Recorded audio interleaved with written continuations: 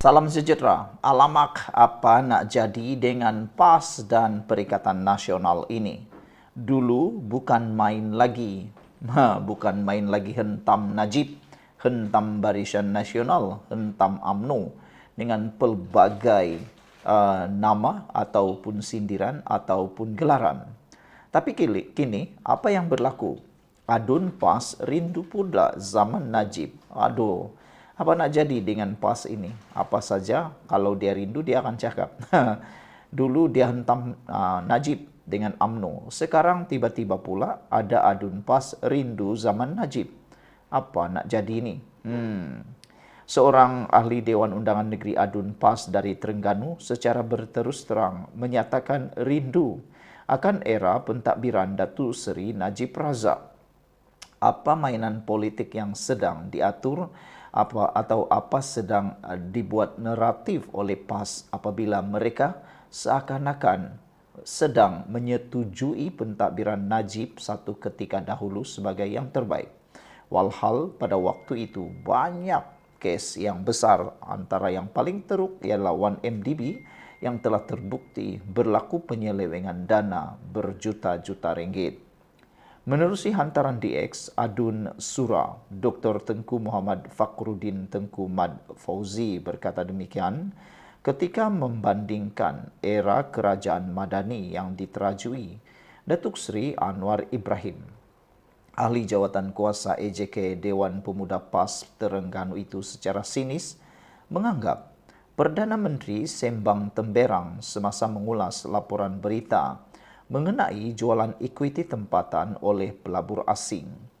Yang paling pelik dapat Perdana Menteri paling kuat ke luar negara, katanya. Umum projek berbilion tapi realitinya sudah minggu ke-17 pelabur asing jual ekuiti. Rindu zaman Najib, bursa selalu belrun. Sekarang dapat sembang temberang jelah, kata Tengku Muhammad Fakhruddin. Saudara-saudara sekalian, apa komen anda tentang itu komen daripada ahli Dewan Undangan Negeri Adun PAS ini? Adakah beliau sebenarnya hanya menimbulkan cerita baru ataupun naratif baru berkaitan dengan politik Malaysia dengan membangkitkan semula UMNO, seakan-akan mereka sedang meraih sokongan daripada para penyokong UMNO. Ada netizen dan pengulas politik kata, tindakan PAS sedang seakan-akan mengulas dan sedang memperjuangkan Najib tiada makna lain selain daripada mahu memancing ahli parlimen UMNO, adun-adun UMNO, sokongan UMNO dan paling penting penyokong-penyokong UMNO. Selepas mereka berjaya, entahlah apa pula yang mereka akan buat. Kalau sebelum ini, ketika mereka berkuasa, tak pula mereka berkata mereka rindu Najib.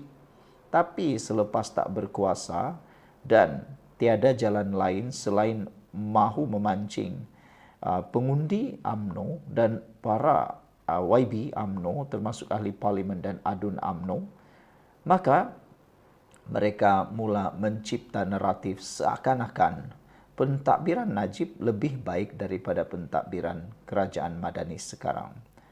Ramai yang kata pentadbiran Madani sekarang 10 kali lebih baik berbanding Najib. Apa pula pendapat anda? Sekian dulu untuk kali ini. Jangan lupa tinggalkan komen anda. Bye-bye. Salam sejahtera. Terima kasih kerana bersama dengan saya di Nazlin Unity Channel. Pendedahan kali ini pasti menarik perhatian anda. Ia berkaitan dengan dakwaan salah guna kuasa semasa jadi Perdana Menteri Muhyiddin Yassin. Persoalannya sekarang ialah bila tarik perbicaraan Muhyiddin. Adakah dengan tarik tersebut akan menjadi tarik keramat untuk Muhyiddin Yassin? Presiden Bersatu Tan Sri Muhyiddin Yassin bakal dibicarakan atas pertuduhan menyalahguna kedudukan dan menerima wang daripada aktiviti haram ketika menjadi Perdana Menteri. Hakim Mahkamah Session Azura Alwi telah menetapkan beberapa tarik perbicaraan yang akan bermula 17 September nanti. Hakim menetapkan 17 hingga 19 September 6 hingga 8 Oktober dan 26 hingga 27 November tahun ini serta 13 hingga 15 Januari tahun depan sebagai tarikh perbicaraan selain menetapkan 14 Mei ini sebagai pengurusan kes. Muhyiddin 77 tahun sebagai Perdana Menteri ketika itu dan Presiden Bersatu didakwa atas 4 pertuduhan menggunakan kedudukan beliau untuk suapan berjumlah 232.5 juta ringgit berkaitan projek Jana Wibawa. Beliau didakwa menerima suapan daripada 3 syarikat iaitu Bukhari Equity Sdn Bhd, Nepturi Sdn Bhd dan Mamfor Sdn Bhd serta Datuk Azman Yusof bagi parti berkenaan. Beliau dituduh melakukan perbuatan itu di Pejabat Perdana Menteri antara 1 Mac 2020 dan 20 Ogos 2021.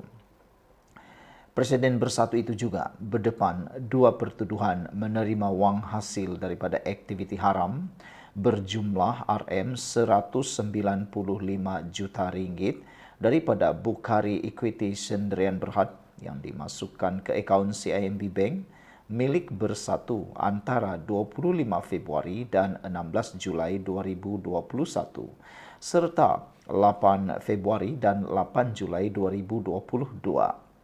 Beliau juga didakwa menerima wang hasil daripada aktiviti haram berjumlah 5 juta ringgit daripada Bukhari Equity Sdn Bhd yang dimasukkan ke dalam akaun M-Bank milik Parti Bersatu pada 7 Januari tahun 2002. Saudara-saudara sekalian, ini satu perkara yang amat mengejutkan kita semua. Bilakah agaknya Muhyiddin akan didakwa? Sudah diberitahu. Perbicaraannya bermula tak lama lagi. Sekian dulu, kita jumpa lagi. Salam sejahtera. Berderet bukti Perikatan Nasional berkecamuk. Baru-baru ini ada satu penganalisis politik menyatakan bahawa tindakan Azmin Ali kononnya mengumumkan ada PRU mengejut semata-mata untuk menutup kepincangan yang berlaku dalam dalaman Bersatu maupun Perikatan Nasional. Ada juga penganalisis politik menyatakan bahawa tindakan itu sebenarnya hanya menutup kepincangan yang berlaku antara PAS dan Bersatu. Mahu menunjukkan bahawa parti itu masih lagi relevan, terpaksa umum perkara polemik baru untuk menutup kelemahan sendiri. Walau bagaimanapun, Azmin Ali menyatakan terkini, kata beliau, itu bukan polemik dan itu akan berlaku. Namun, sebarang bukti tidak menunjukkan, sedikit setitik pun bukti tidak menunjukkan bahawa akan berlaku PRU pada penghujung tahun ini. Tidak mungkinlah. Kecuali Azmin Ali ada magic untuk membeli ahli-ahli parlimen keluar daripada kerajaan Madani pimpinan Anwar Ibrahim dan menyokong Perikatan Nasional PAS. Jika dilihat, apa tawaran yang boleh diberikan oleh Azmin Ali kepada ahli-ahli parlimen kerajaan sekarang? Kalau nak pancing GPS, perlu bagi jawatan Perdana Menteri. Kalau nak pancing Sabah pula, perlu mengalahkan Anwar di dalam melayan MA63. Kalau nak pancing UMNO pula, mereka patut menawarkan Perdana Menteri kerana Zahid Hamidi sudah ditawarkan jawatan timbalan Perdana Menteri. Bagaimana pula beranikah mereka memberikan jawatan Perdana Menteri kepada Zahid Hamidi yang hanya punya kerusi sedikit berbanding dengan PAS? Itu persoalan dia. Mampukah Azmin membeli ahli-ahli parlimen tersebut? Persoalannya hari ini terbukti bahawa berderet bukti Perikatan Nasional berkecamuk. Perikatan Nasional PN dilihat sedang berkecamuk antara parti komponennya dengan semakin hari semakin jelas perpecahan dalam blok pembangkang itu. Ketua Penerangan Pakatan Harapan PH Selangor, Abbas Azmi berkata, perpecahan PN terlihat bermula daripada peletakan jawatan Bendahari Agung oleh Datuk Seri Dr. Ahmad Samsuri yang juga Menteri Besar Terengganu. Menurutnya, dari segi media sosial, Penggerak media khususnya pempengaruh dan tentera cyber PB sudah mula bercakaran secara terbuka. Ini menunjukkan betapa perpecahan di kalangan penggerak media. Perikatan Nasional ini semakin teruk dan kesan dari pergolakan dalaman Perikatan Nasional itu sendiri. Mereka saling membuka aib antara satu sama lain, katanya menerusi kenyataan hari ini. Beliau yang juga Adun Seri Serdang berkata, gerakan pula dilihat sering menongkah arus dan pandangan terutama soal kepentingan bukan Melayu. Pertelingkahan secara terbuka ini memperlihatkan betapa tidak stabilnya politik dalaman Perikatan Nasional. PAS dan PPBM yang gairah merebut sokongan orang Melayu dengan isu-isu yang selalunya ekstrim sangat tidak menyenangkan gerakan. Kehadiran gerakan dalam gabungan blok PN dilihat hanya sekadar ada parti yang didominasi oleh bukan Melayu, tetapi pengaruh dan peranan gerakan dibatasi oleh PAS dan PPBM, ujarnya. Sehubungan itu, Abbas mempersoalkan bagaimana rakyat boleh meletakkan kepercayaan kepada PN untuk mengemudi negara dan negeri. Cubaan Azmin Ali untuk memujuk orang bukan Melayu memberi sokongan hanyalah umpan dan melihat kepada situasi semasa dalaman PN, tidak mungkin apa yang ditawarkan oleh PN melalui Azmin Ali boleh dikotakan. Bahkan, reputasi ketika Azmin Ali sebagai Menteri Besar Selangor dahulu tidaklah sehebat di bawah Kerajaan Perpaduan Negeri Selangor yang ada pada hari ini, tegas Abbas lagi. Saudara, itulah keadaan sebenar yang berlaku dalam Perikatan Nasional sekarang. Berderet bukti sudah didedahkan dan nampaknya semakin hari semakin jelas perpecahan dalam blok pembangkang itu berlaku. Paling ketara ialah apabila penggerak media dalam Perikatan Nasional seperti tentera cyber dan sebagainya sudah mula bercakaran secara sesama sendiri secara terbuka. Selain itu, ianya juga boleh dilihat apabila berlaku peletakan jawatan Bentahari Agung oleh Datuk Seri Dr. Ahmad Samsuri yang juga Menteri Besar Terengganu. Selain itu, beberapa juga kenyataan menunjukkan PAS bercita-cita besar untuk menjadi pengemudi kepada Perikatan Nasional dan bukan sekadar ekor semata-mata. Kerana sekarang ini dapat dilihat Perikatan Nasional sedang dikemudi oleh Parti Bersatu yang mana Parti Bersatu sebenarnya tidak mempunyai kekuatan akar umbi yang sekuat Parti PAS. Tidak boleh dinafikan perkara itu. Manakala presidennya pula datang daripada Parti Bersatu yang mana terpalit pula dengan kes kluster mahkamah. Ditambah lagi dengan kewujudan isu baru apabila Setiausaha Agung Perikatan Nasional kini disandang oleh Azmin Ali. Perkara itu amatlah menggusarkan PAS. Dan baru-baru ini pemimpin PAS sudah memberikan kenyataan bahawa tiba waktunya PAS perlu menjadi pengemudi, menjadi penaung, menjadi penggerak kepada Perikatan Nasional yang sebenar. Dan tiba waktunya untuk PAS menjadi Perdana Menteri pula.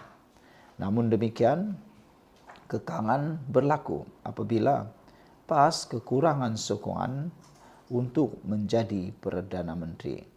Kerana sikap PAS yang seringkali menimbulkan ekstrim dalam banyak perkara tidak menyenangkan banyak pihak.